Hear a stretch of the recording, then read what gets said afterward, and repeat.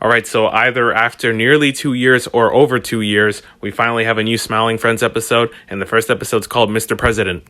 And the plot for it is basically, Pim and Charlie are appointed to help bring a smile to the United States president's face. Alright, let's get into the good parts of this episode, and the first thing that I found interesting was that there are multiple candidates here, and one of the candidates' names is literally Squiggly Niggly. And he's talking about how the country literally doesn't understand what's going on, while the country also doesn't understand him at all, because they literally need subtitles just to understand this guy. Also, while this is playing on the television, Charlie and Pim are talking about politics and how Charlie pretty much hates politics, but then the boss actually ends up forcing them to go help the president, which means that Charlie's gonna have to dabble in politics even though he absolutely hates it.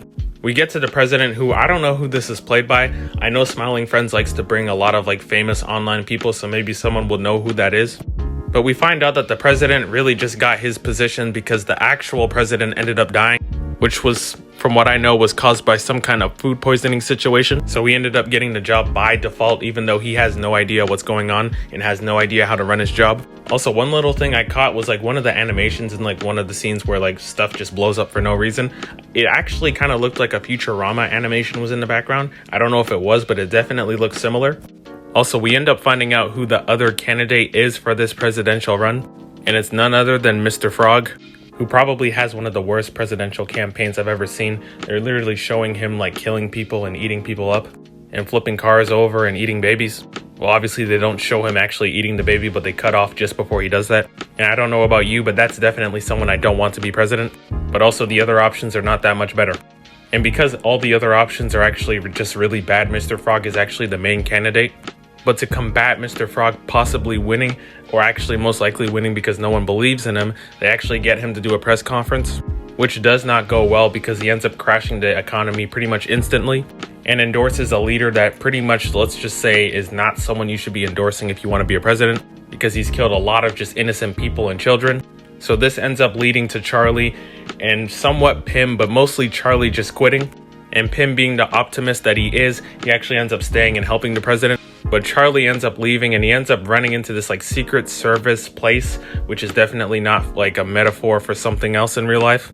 And when he runs into this secret society, which is actually a secret society of worms, he ends up finding out that they're pretty much running everything behind the scenes, and the president is actually not a factor at all, and he's pretty much a puppet, and that their agenda is pretty much to push Mr. Frog as their main president.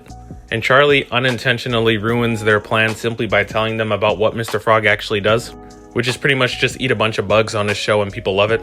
And they quickly switch back to actually just having the current president be the president. And I just love how everyone's forgetting about the other presidential candidate here, which is Squiggly Niggly. So then the debate ends up happening, and Mr. Frog doesn't say anything worth talking about, honestly. But the current president actually gives a somewhat, heartfelt speech, if you even want to call it that. Because most of it was definitely him just talking just to talk. But it doesn't matter what I have to say about it, because the entire country and the audience seemed to just really love it. And it looked like maybe, just maybe, he was about to win. Also, Squiggly Niggly just didn't show up. But then the vote ends up coming down to just one single state. And then it ends up coming down to one vote. And actually, Mr. Frog ends up winning. And for whatever reason, the Secret Worm Society decided to go with him. But it actually wasn't even that, because Glip, I'm sorry if I say that name wrong, actually ended up voting for Mr. Frog. And obviously he's a non-verbal character, so we don't actually get a reason even though he says it. And also the boss man pretty much for the entire episode, or towards the end of the episode, is talking about how if the current president ends up losing, he's going to go crazy. And he has a bunch of guns with him, so he ends up leaving when the president actually ends up losing. And I feel bad for all the people that have to deal with him. So overall, my thoughts on this episode is that it was okay, in my opinion. I thought the first half was a little bit slow, but once again, it sounds stupid because the show's 10 minutes long. But once again, the final 4 minutes of the show, or the episode, was actually the best part for me. But I thought the episode was just a little bit too slow. But let's talk about the episode that I loved the most so far. And that episode is called Gimli. And the plot is the classic gang help a disgusting, vile loser they found on the streets. However, Alan sprays him with the hose. The episode starts off with Charlie and Pim pretty much just walking and having some random conversation. And then they spot Alan just spraying some random guy that he thinks is a homeless guy. And in a way, he kind of is. But then we pretty much learn that he's pretty much Celtic Shaq, where he had a pretty legendary career and then everything just went bad for him. But it turns out that Pim has a connection to this guy because he grew up playing his games. And now, although he goes against the Smiling Friends rule because the person has to be the one to go up to their company and say that they want someone to help them change and make them smile. But in this case, because Pim has a connection to this guy, he wants to make sure that he feels better. The next part we'll talk about that happens in this episode, I don't know what exactly to call this guy. I don't remember if they gave him a name, but I'm going to call him Buff Guy. And he's pretty much just going around causing chaos just because he wants to. And he seems like a pretty miserable person, honestly. And he wants Charlie to help him smile, although he's making it his personal mission to not smile, to make Charlie's job even harder. And the longer it goes, I guess the more misery that Charlie ensues.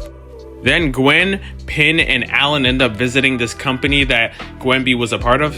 And he realizes that he's pretty much outdated and they already moved on from him.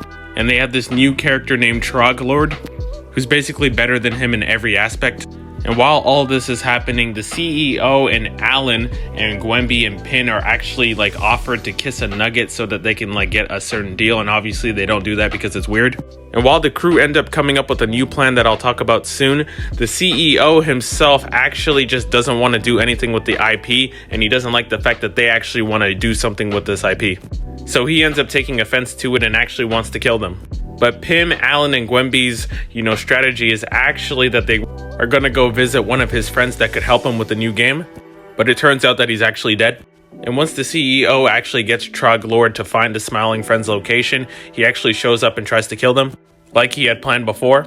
And before he shows up to the Smiling Friends' like studio or workplace or whatever, we actually go back to Charlie and the Buff Guy. And it just gets really bad. It gets so bad to the point that Charlie's nose literally gets taken out, or just like a huge part of his face. And why is Charlie always the character that like goes through everything? Season 1, he literally dies. He's always getting injured, and it seems like they're going to continue it with season 2. But back to the point, the CEO actually ends up showing up again, and he causes this big like chaos. He just breaks like the wall down. That's pretty much all he does. But then the Buff Guy actually just stabs him in the head while he's monologuing about whatever he's talking about. And this is actually what ends up making him happy. And I don't know about you guys, but that doesn't sound like someone who should be on the streets at all. And Gwenby actually ends up teaming up with Troglord for our new game. Or just in the game, I don't know how it works. And Bossman actually is in this game too. But then he ends up having this like whole weird mental breakdown thing. And the episode pretty much just ends. But then we get like this quick little end credit, like post credit thing where the Buff Guy actually misses Charlie. But I'm sure that Charlie definitely does not miss him. So overall, this episode was much better for me personally. I really did like both of the episodes, but episode 2 was definitely my favorite. And I know this video is longer than pretty much anything I usually do, but I just really love this show and I just want to talk about it. And this is pretty much my review, but also kind of a reaction to what I thought about the first 2 episodes. And I'm pretty sure that next week's episode will definitely be a lot shorter. So until then, see ya.